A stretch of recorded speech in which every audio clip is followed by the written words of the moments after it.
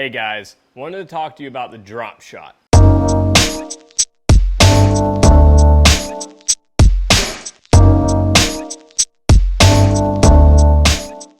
You seen us catching those giant smallmouth? 100% of them was caught on a Dropshot. If you watched episode 6 of our Untapped series, using our Lowrance electronics to go down and actually see what's underneath the surface of the water, finding a rock pile, finding a drop off, finding anything that's different, that irregularity on the bottom was key to locating these smallmouth. And there wouldn't be a bunch, there would be a few here and a few there, but once you would find them, that's when we would start fishing for them using the drop shot. And a lot of times just dropping right down on their heads and getting them to react to that drop shot. But it was key to be able to locate these fish first before you even start fishing. Why a drop shot is so good in clear water is because it's a presentation them fish normally don't see. You have the weight at the bottom and the bait that's floating up above the bottom itself. So you can generally hold it right in front of that fish's face, which is bound to cause them to react to it. And a drop shot is so versatile. You know, you can throw it on a bait cast. You can have a heavy drop shot. You can have the lightest of drop shots. I generally, when I'm throwing a drop shot, I'm throwing it on a spinning rod and I'm throwing it on light line. And I always use a braid to fluorocarbon setup. I like to use a drop shot around clear water. And the reason being is, most of the times I'm usually throwing my drop shot on really light line for the fact that those fish are finicky, they're pressured. And when they can see a long ways, the size of your line really starts to matter. So a drop shot, you can throw it on light line. The presentation, you know, is a lot different than saying dragging something on the bottom. And it's just that finessey way to get them fish to react to it. It's about as natural as you're going to get trying to mimic something in the water. Another great thing about the drop shot, it practically does all the work for you. You don't have to put a lot of action into it. Just the current itself in the lake, even if you don't think there's current, just the water itself is going to displace that bait enough to put enough action on it. So sometimes I'll see a lot of guys, you know, really bouncing a rod tip a lot, and I don't really think that's necessary. I think sometimes it even makes it look unnatural because that bait, you got to think, is down there just bouncing around. So sometimes just a steady shake or, you know, a couple twitches every now and then, and, you know, just try it. Put your bait down in the water, just a foot under the water, and watch it if you don't move it. You know, and that thing still moves around. And a drop shot can be used for any species of bass. I mean, I've caught largemouth, smallmouth, spotted bass, you name it, they all eat it, okay? It's having the patience to fish it, having the right conditions to be able to use that setup. You can use it in rivers and lakes, all the way to ponds. I've caught plenty of pond fish on the drop shot rig. I can't tell you how many times over other baits that weren't producing for me. Now let's talk about my drop shot setup. First off, you gotta have the right rod. And I actually have two favorites. One for when I'm casting the drop shot out and dragging it, and two for when I'm visually seeing them on my graph a lot of times. The first is the Abu Garcia 7-foot medium Veritas 2.0. The other is the Abu Garcia Villain 2.0, 6'9" medium light. Both these rods have soft tips, but enough backbone to get good hook penetration. And these things are super light and sensitive.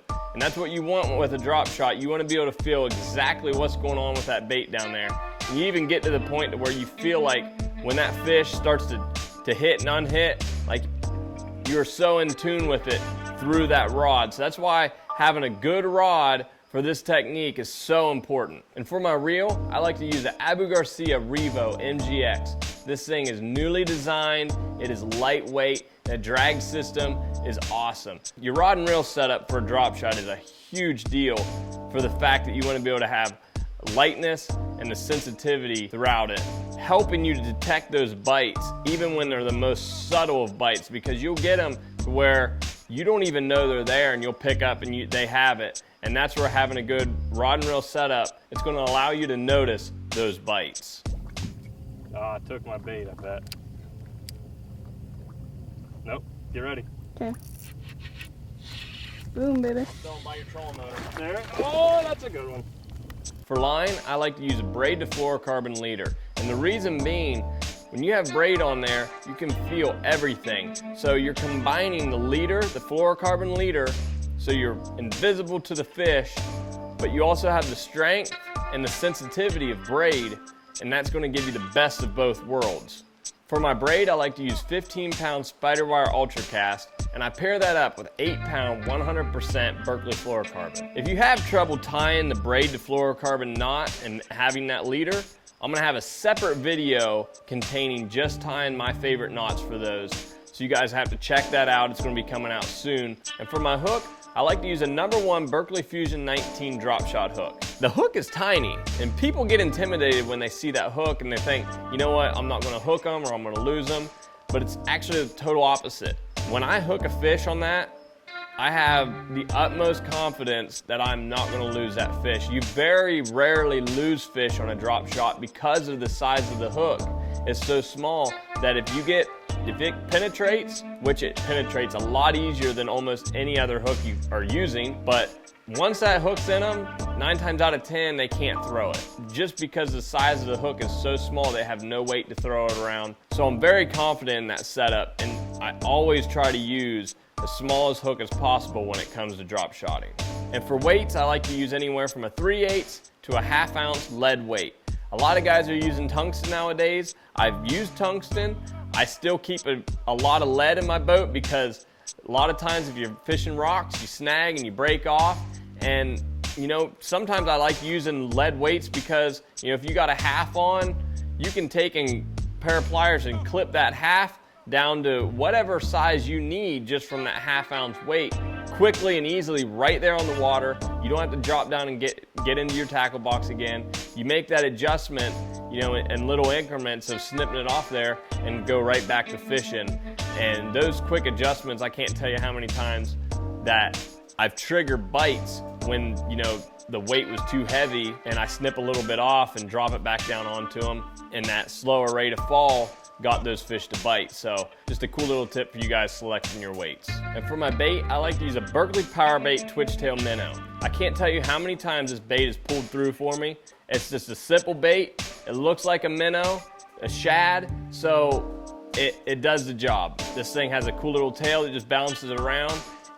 Like I said, it's simple, but it works. They got a huge selection of colors that'll match almost any forage that you're looking for. They have a good smell to them that attract fish, and when it comes to drop shotting, these baits just flat out work. When I'm fishing for smallmouth, my go-to is a Berkeley Power Bait Twitch Tail Minnow. You know, you can get really creative with your bait selection as well. It doesn't always have to look like a minnow. You know, you could use worms, you could rig them wacky style. There's so many different variations that you can do with a drop shot. That is up to you guys to get creative with it. Take it to the lake, take it to the pond sometime. Try this stuff out. If you haven't used a drop shot yet, I think you're gonna fall in love with it. Come back soon, I'm gonna have a video up of how to tie your braid to fluorocarbon so you can have a super sensitive drop shot setup. And good luck out there, guys. Go catch some fish with it and let me know how it works.